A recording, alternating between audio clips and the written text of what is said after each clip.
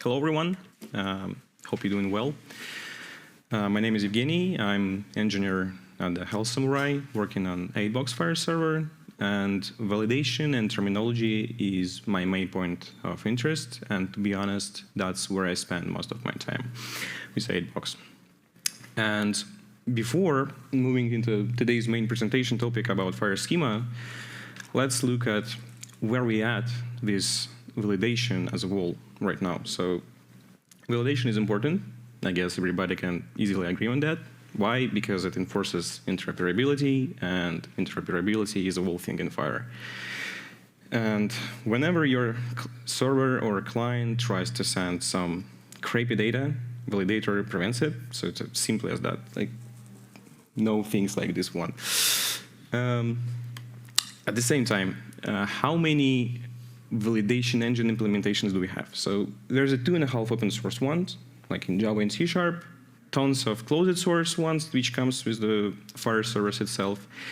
And let's be honest, they don't exactly play nice with each other. So they produce completely different error messages. Sometimes they opt out to ignore important things such as slicing or terminology bindings, and behaves completely randomly in edge cases. And here it is, the edge case.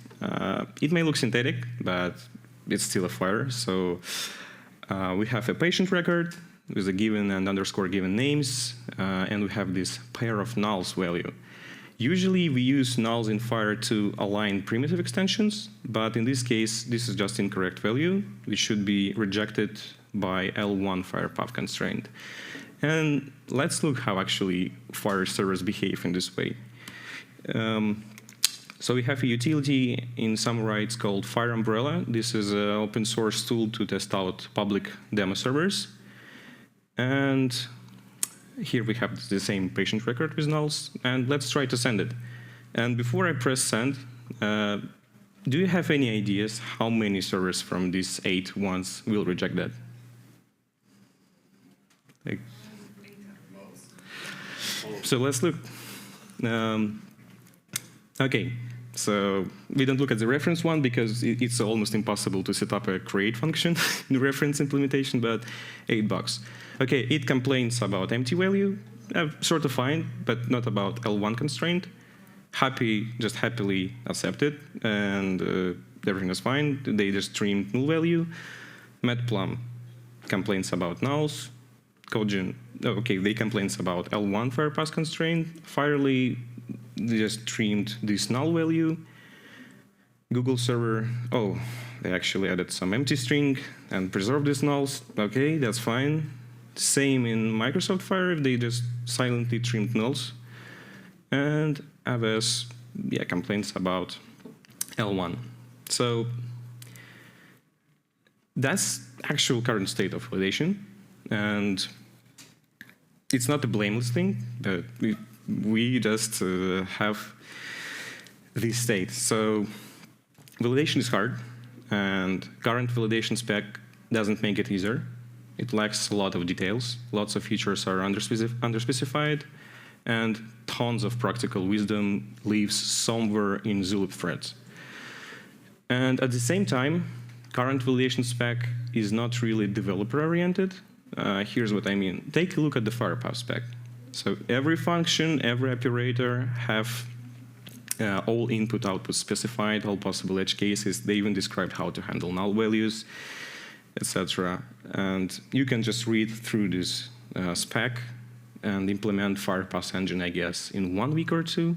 And let's be honest, it's impossible with current validation specification. So what we can do? I guess we should adopt good things from the projects like SQL on FHIR or FHIR path and implement them somehow. So one of the first things is test suite that covers all possible like input, outputs, edge cases, etc. Reference implementations, and we need a lot of them because we have different backgrounds like static typed ones, dynamic guys, and the more implementations, the better, because we just can have an influence from it.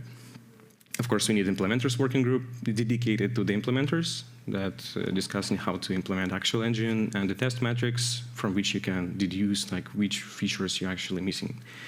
And here it is, finally, the FHIR Schema, the project that tries to solve all of these problems. So the FHIR Schema is a project designed to make validation accessible across like all of the programming languages. It's heavily inspired by JSON Schema. So it's like gives you a really programmer-friendly representation of FHIR structure definition, on top of which we have a simple yet super detailed validation algorithm. And of course, we have a test suite that is similar to the SQL and FHIR, I guess. So that we have JSON inputs and possible operation outcomes. And before we move on, there's like one important thing to mention. This is not a replacement for structure definitions, so it's not about authoring. And of course, this is not yet another fish. So this is for implementers, for guys who's doing validation engines. So project contains like 3 main parts. This is transpiler. This is the thing that transpiles structure defs to the FHIR schema format itself, validation algorithm, and test suite. I forgot to include it to the slides. And today we're going to focus on the format and algorithm. We just do the brief overview. So the format. Structure definition by itself is just a flat list of elements. They have path, ID, it's sorted, but your FHIR data is actually a tree. So sometimes a deeply nested trees or something. And as implementer, if you don't really care about performance or you're just doing some naive thing, you can just scan this list while you're traversing your FHIR data and perform some validation. But most of the current implementations are actually doing the same thing. They're trying to index this structure or put it in some tree-shaped something. And here's where ideas of JSON schema naturally comes in. So we can represent schema with validation constraints as a tree that resembles these FHIR data. So as you can see, here we have FHIR schema, and it's kind of similar to the patient data. And let's take a quick look at the actual schema. It's in YAML, but actually FHIR schema defined with JSON, but YAML is for like to make it short. So what we have. Elements defines possible keys in your data, so it's like obvious, okay. Arrays is a first-class citizen, so you don't need to deduce it from cardinality. So you already know that something is array or a scalar value. Terminology bindings are similar to the structure defs. It's like just binding with the value set reference. So we have polymorphic roots for the ease of use. Whenever you need to validate these union polymorphic types, you can just check allowed choices. FHIR path constraints are similar to the structure defs. As constraints, they can sit at the top level or on the element level. Nested elements as like just as regular elements. Like arrays, requiring exclusions are also a first-class thing. So you don't need to deduce anything from the cardinalities. Once again, you just have this required or excluded. And reference set limiting. So whenever you have a reference type, you can limit it by this reference set. Of course, there's lots of other things to cover, but I guess it's a good idea to discuss it during working groups. And yeah, almost forgot slicing. It's the most trickiest part of any validation engine. So the FHIR schema, in FHIR schema, they simplify it just to the match keyword. Effectively, it means that every slice just have a function which able to capture data element. There's different types of these matchers, like you can match by terminology binding validity, by pattern, by I don't know, profile validity, etc. So there's lots of types, and it closely resembles slicing in structure defs. Okay, so that's the format, and let's discuss the validation algorithm. So before looking at the actual validation algo, I want to mention one interesting property. So the FHIR schema validation allows you to validate things in snapshotless mode, so you don't need to generate snapshots, and it opens these 3 particular features. One of them is the runtime flexibility, so You can patch out some broken FHIR path constraints in US core, for example, or you can just do this monkey patch stuff in runtime because we don't froze things with the snapshots. We can validate multiple profiles simultaneously, so you can just throw in, I don't know, US core M code, what else, like tons of profiles, and whenever errors will be produced, you will see errors from these specific schemas and profiles. And also it allows you to perform profile discovery. So you can just like throw tons of different profiles into your data and see which of them is valid. So you can just discover applicable formats to your data. So algorithm from like this super undetailed overview. Whenever we start building some piece of FHIR data, we need to collect initial schemas. So in this case, we have a patient record, so we know this is the patient, and we also have a reference to US core. And first of all, we obtain these two schemas, like US core patient and patient. By looking at the patient schema, we deduce that it actually have a base definition that pointing to the domain resource, and domain resource pointing to the resource, and like we collecting this schema set. So after we collected this schema set, we check in the top-level constraints, such as FHIR paths invariants that define the top level, required keys, etc. And after we did that, we start to traverse the data. And for example, let's take the name key.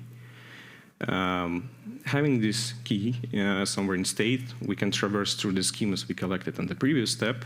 And for example, from the US core and patient, we will get human name and the US core patient human name subschemas. And after that, we check in specific node level constraints. So we check in types for the primitives, slicings, shapes, etc.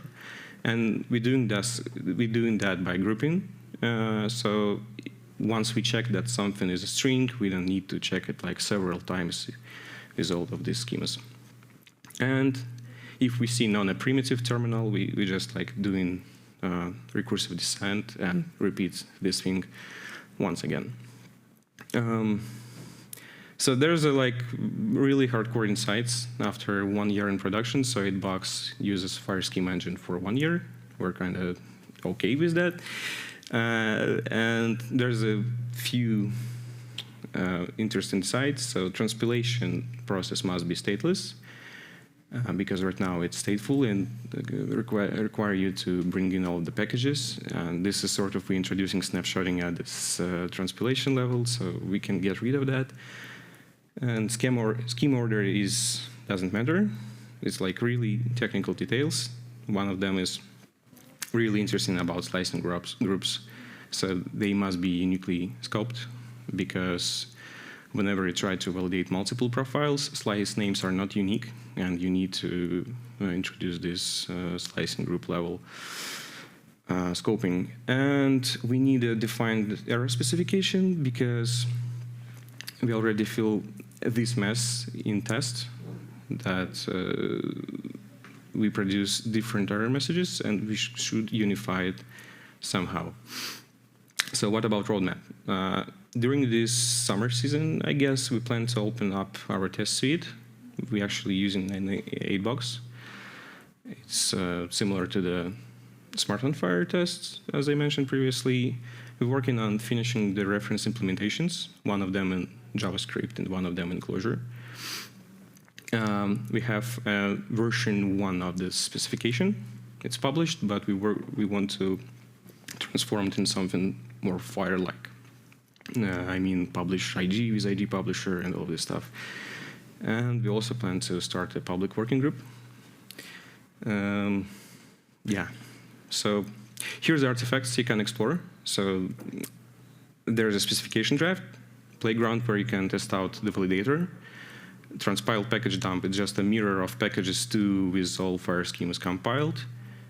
Reference implementation in Clojure, reference implementation in JavaScript.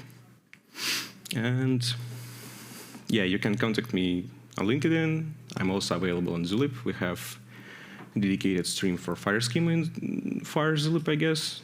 So feel free to reach out. And yeah, that's it. Thank you, Evgenii.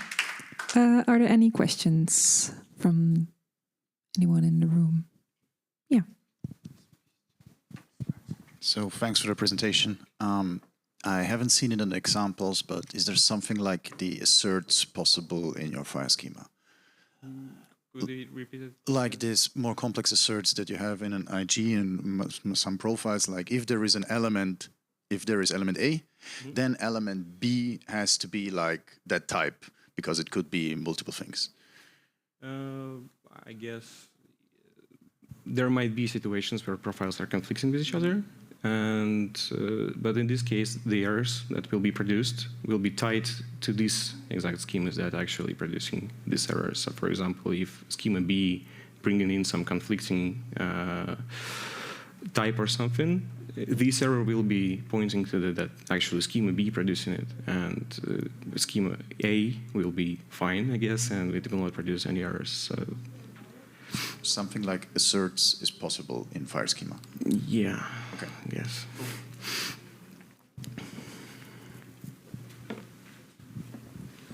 Is it possible to get the transpiled FHIR R4 schema?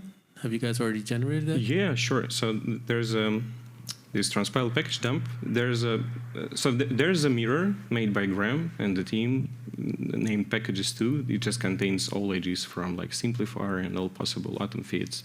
So we transpiled every AG. So we have in community right now. So you can like feel free to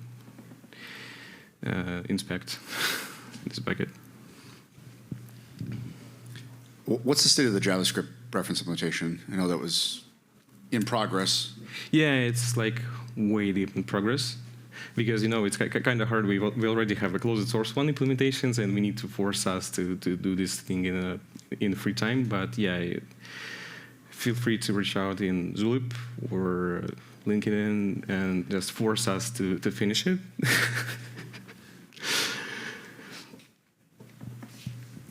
Do you expect FHIR schema to become like complete in term, like on par with the Java validator, or are there things you expect not to be implementable? I'm not sure. Let's be honest. I'm not sure that it's possible, because there's tons of different extensions that are hidden and they're just scattered all across different tooling AGs. And I guess there's a chance that it's possible to implement like 99.99%, but there always will be some sort of extension in structure definition or an element definition that change validation semantics completely. Okay. Yeah. Anyone else? Okay, then I think it's time to round up and move towards lunch. Thank you, Evgenii, once again for your presentation. Reach out to Evgenii through one of his communication channels and enjoy your lunch.